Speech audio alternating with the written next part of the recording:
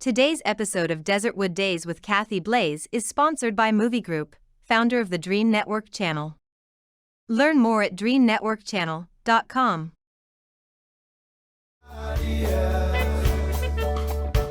I wanna visit all the places nobody goes. I wanna teach all the things that nobody knows. I wanna grow wings, leave the coop, learn to fly. Bungee jump from the tallest building in Dubai. I wanna fly around town in my UFO. I wanna eat real food, not the GMOs. I wanna make moves, call the shots like the boss. I wanna love like I never lost.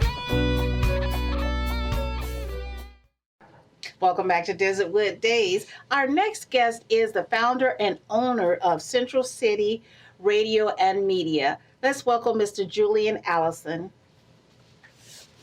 Hello there. Hey, how are you? Good to see you. Give me a hug there. Bring it in. Yes. And how have you been, Mr. Allison? Oh, man, just blessed. Blessed to be able to do what I do. That is great to hear. And to be able to be on a show like yours. Big time. I'm loving it. Well, we're honored to have you here today. Thank you. So, Julian, you are the founder and owner of Central City Radio and Media. That's my baby, yes. Yes. So before we get to Central City, I want to talk a little bit. I want our audience to know a little bit about Julian, the man. Oh, just a little. Where are you originally from? I'm originally from Des Moines, Iowa. Oh, really? Yeah, the absolute middle of the country. Really? I only know one other person from Iowa. Really? Yes. Okay. Yeah. There's not a whole lot of us that come out of there, but yeah. So I grew up there, and where everything really started was at the school. We had a FM station there called KDPS. Okay. And so that's where it all began. KDPX. KDPS, yes. And we all had our own individual radio show. So mine was KDPS 88 Jams, you know. Okay. So, love radio. So that's what really got me really going, was back in high school just a few years ago. Yes. So did you always want to get into radio? You know, I think so. Now, you know, I was also wanted to be a football player. But as you can see, and a coach told me I was dirt slow. So I didn't quite have the height nor the speed. So senior year, think the speed was the most important part. definitely. There. Yeah, I was always chasing after. I didn't have it. But yeah, it was my senior year that I discovered, you know what, this radio thing I'm very good at apparently. And so that's when it was okay, because I always had this thing for radio. I always was intrigued, even as a little boy. I was intrigued how the jocks would talk up the intro and stop right when the vocals started. It always intrigued me. Always loved listening to the radio. Yeah. And so, yeah, but football was, I'm going to be a football player. And that switched in high school, and next thing I know, yeah, I'm good at this. I can do this. And so that's where it all began, and that's where I'm at now. That is awesome. I never thought about what a person thought about when they thought about, I want to be a radio personality or something like that. I think, too, a lot of times we don't separate that radio personality from like a DJ also, because we think they're playing music most of the time. But it's about that radio personality is what it is. Yeah. It's about connecting with your audience. Right. Your own passion for music or whatever it is you're doing, it's still talk radio. So whatever passion that you're doing or you're presenting on the radio, your job is to connect with the audience, theater of the mind, be able to use your words, illustrate, because that's that connection. Right. And that's what builds your audience, and that's why people, Well, it's changed a lot over the years, being a radio personality. And that's why I like to use the word personality, because that's what we fall in love with, is that personality. Exactly. And years ago, you really didn't think about that person. All you really thought about was the music. But now when you think of a show, you think of that person that's hosting that show more so than the music. The music comes along with it. But you remember that person and what they're giving out to you. exactly. I use a great example as Tom Joyner. Mm-hmm. Everybody knows Tom Joyner, right? Yes. So he had such a passion for his audience and a Mhm. passion for the music. Right. And so they know him through that. They know through the passion of the music and then Right. doing things for the community. Right. It's big. That's what I'm saying. It's bigger than the It's music. bigger than the music. Right. That brings everybody together is the music. Yeah. But once you're out there in the community, once you're doing things that helps people Mhm. through radio, through your personality and your passion, because you know the old saying is people don't remember things that you did. They make you remember how they made you feel. Right. That's You know what I true. mean? So that's what radio to me. That's what ultimately it's always going to be the connection and how people feel about the personality Right. and whoever's on with you. Right. So you're originally from Iowa. What brought you to Arizona? Yeah. Literally just I was 20 and I had to go. It was time to spread the wings. So I had some family out here. Oh, okay. So that helped out. Just was ready for a new It was time. journey. It was Yeah. time. And so moved out here, stayed with a couple of cousins, and then pursued it. And then that's another story. That's something I gotta put in a book or something. How I even got on the radio. I'll tell you real quick. And again, this is a whole faith thing too, because when I got here, there was some small stations I was trying to apply for. But then the big station at the time was Power 92, Mhm. mid 90s. It was the big station. Yes, So I it was like, was. Yes, it was. yeah, I'm just a little boy from Iowa. I can't get on that station. So I'm trying all the small stations, but eventually when I tried to get on that station, boom, literally got right on. It was an amazing time. 1996 is always going to be my favorite year because all of that stuff that was going on. And then I got my first professional shot. Because that was something about you. So what was it like when they gave you that position at Power 92? I'll never forget it. September 28th, 1996, midnight. Right? It was like a first little go around to test me out a little bit. The one thing I remember the most was the guy before me, Brian Douglas. He was the night guy. I came on after him, and I think he was doing this on purpose. He would press, before he did his break, what we call breaks, he would press every button on there before you talked on the radio. And I was like, dude, am I supposed to be doing all that? This is crazy.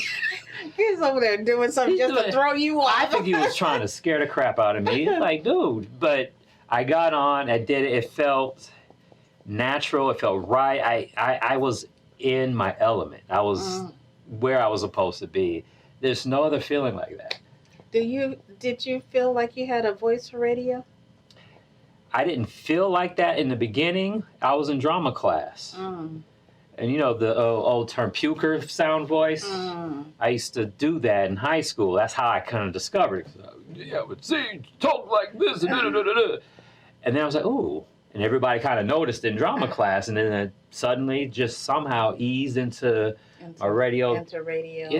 Yeah. So then as I was, going on, I was like. Being able to project and all that stuff. And yeah, it's an amazing thing. And so, even to this day, I still make sure I try to keep pushing it. I'm finally doing the show and doing some things and voiceovers to keep it sharp. So how long were you with Power 92? It was 2.5 years, from 96 to 2000, I guess 3.5 years. Oh. And then got a come up in Fort Wayne, Indiana. So did afternoon drive there for 2 years. And then made a beeline back here. Came back to Arizona. Yeah. Oh, okay. The last station was Kiss FM. Okay. My last station here. Okay. So, yep. So you were with some very well-known radio stations. I was So blessed. what was it that took you to create Central City? Central City, internet radio in general started out in about 2000. Actually, a colleague of mine told me about it. But at that time, I was doing afternoon drive, so I wasn't quite worried about internet. But then I started learning more about business and then kind of fuse the two together. And I was like, wait a minute. And so, but when I really started to really get after it with the actual studio, it was about 2011. About 2011. 2011, got a spot, set up a studio, and then was streaming. And that's when the podcasting started to come through, and I started getting people in to do podcasts. And so from there to now, it's been very steady growth. Not just with the business, but any business person knows it starts here and here. Right. So there's a lot of development that was going on. Gotcha. To get me to this point. Gotcha. You started Central City Radio and the podcast also, because this was a change of the times. Yes. I mean, that's when online radio had appeared. Yes. Okay. So how was that adjustment for you? It's really been easy, actually. And actually, I stumbled into it, really.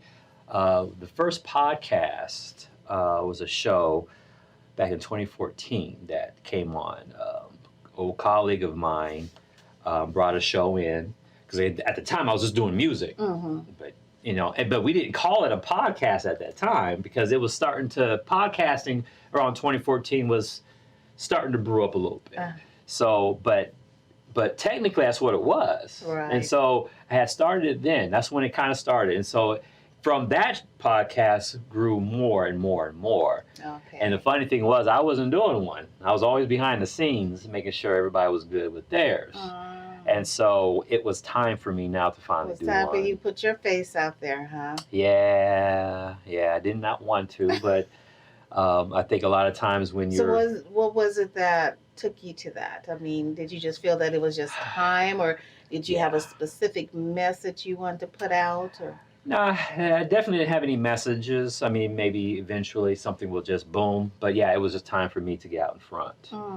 I think that a lot of times when you're the CEO, just chief everything officer, right? Sometimes you still have to put your face out in front. That is very true. Yeah, and that's kind of where it's like, you know what, I have to. Especially when it comes to this online stuff. Correct. People want to see it, put a name, face to the voice. Exactly, and on top of that too, I think we're also in a space where people are more attracted to the individual. They don't want to just see a conglomerate. Right. They don't attach to a conglomerate. Right. They attach, like for instance, iHeart. It's the people who are the face of iHeart, the personalities that they're not attracted necessarily to iHeart. Right. And that's kind of where I knew that I needed to jump out in front, because Central City Radio that's what it is. And that goes back to when you were speaking about Tom Joyner. Yes. Because even though he was with this program, he was still getting out in the community and doing all these interviews and doing so much that people knew him, the man in the face. Exactly. They didn't know what company he was working for. Right. They just knew him, then they knew the station. Yeah, and and with anything like that, it's about trust. They've grown to trust him, and that's what they want to see your face and look at you and see and feel like they can trust you also. That's the biggest thing right there. Trust. That is very really true. Trust, yeah. So Central City Radio, tell us about Central City Radio. What does it consist of, and what does it give your community? Central City Radio is basically mirrored after iHeart. I worked there, and I saw how, on the inside, how it operates, and I'm like, that's the model. That's the model. So I have an app, Central City Radio app. That old saying, why recreate the wheel when you can, it's already there. It's already established. Yeah. I'm just doing it, and I always say, do it on my level. Yeah. So, I don't have the relationships with Drake and Taylor Swift, right? But here in the community, we got people who are singing. We got people who are running businesses. And that's the angle I'm taking here. Because I got the app. I've got about 3 stations on the app with different genres of music. And so I put my radio show on one, and then, other radio shows on others. And then, it's connecting with people here doing the things that the big boys do. Right. But I'm doing it here because I think this community, we need it. And I want to be the one to, like we were talking about, be out in front, Right. create the trust, and create, things that people can connect to. Right. Tell us about your radio station. So the radio station that I put myself on is called Vina Soul, Yeah. and it's on the Central City Radio app. It's R&B and throwbacks, because I came For into y'all folks that know what R&B and throwbacks is. yeah, that's That's that good old R&B music. that's that 90s stuff. You sprinkle in some 80s, some of the 2000s, but the core is that 90s R&B, that vibe that we all came up with. It's such a fun station. I try to make sure it's programmed because, again, I'm the program director. I'm the music director, all of that. But yeah, it's designed to be fun. It's designed to make you feel good. You know how the liners you always hear, music that makes you feel good. Right. But that's the truth to that. Did you hear that radio voice? Did you hear that? I can't help it. I love it. But it's the truth. It's truth to that because you hear songs that take you back. Right. It just, it might be a few that'd be like, oh, Lord, I remember that.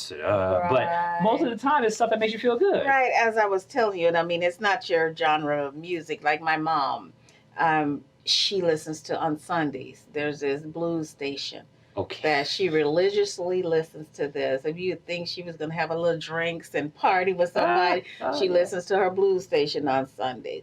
That brings her memories of her times when she was with her friends and did whatever she was out there doing. Yeah. You're right. But that's the same with your era of music. It takes people back to, because we don't hear that on the radio, the mainstream radios. And so here and being able to have a place where we can get that that's awesome. And even to add to that too, I have a 14-year-old that's obsessed with Aaliyah. So this music, because the music, there's still a few pockets of good mainstream stuff out there, but I think the soul of it is being sucked out. And so I think a lot of the kids, when I say kids, like high school, the real young Gen Z, whatever the thing is, I think they're craving that in the music, and they're not going to get it necessarily in the new stuff. So some of the stuff that they're getting, they don't need to get. They don't even need to get. No, don't get me wrong. There was some 90s music that, I still don't need to be listening to now. But the fact of the matter is, there's a soul to it. Yeah. From 2000s all the way back. There's always been a soul into it. And so, yeah, our generation that came up in the 90s, that Gen X or whatever, that's the core. And that's what, I just want to create that community to where we're all coming together on it, reliving those memories. Right. Where do you want to see Central City Radio in, say, about 5 years? 5 years, I would like to see Central City Radio in at least 2 other cities. Okay. Phoenix being the prototype, where we're in the community, we're doing what we need to do, and then duplicate that in another city and expand out to where we're, not just one based off music, but all the culture, all of our mission, our vision, all the things that we believe in. Right.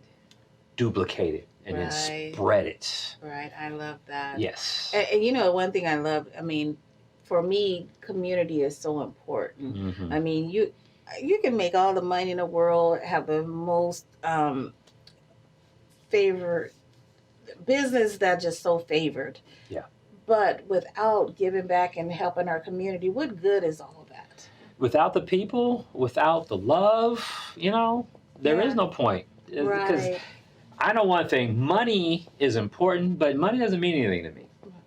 As in, I got to have it. Right. To me, it's relationships. Right. To me, it's meeting people, meeting people at birthday parties, and then forging relationships to go on. Yeah. And to me, that's what it's always all about. Right. And then any financial gain comes in, you don't even know where it can come in from. That is true. But we know it's coming. And keeping that genre of music alive.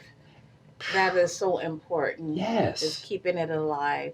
I mean, because even the next generation are still sampling off of that music. Look, So yeah. it takes someone like you and others to keep that music alive.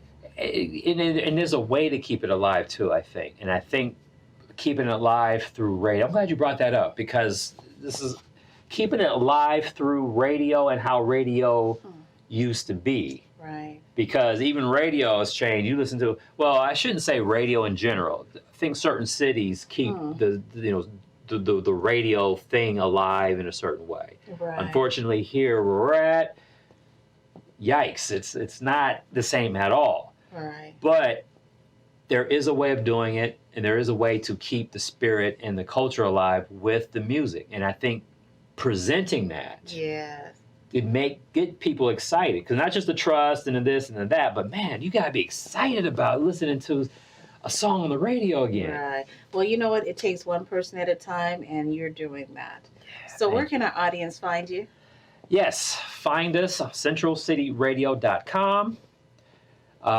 We are on all the app stores and Google and whatever for Central City Radio. Wonderful. And then find me, Julian.radio, on Instagram, and so on and so forth. Wonderful. Thank you for joining us today. It was such a pleasure. Man, thank you for having me on. Yes, I like thank this. You. And thank you for joining us today here at Desertwood Days, and we'll catch you next time.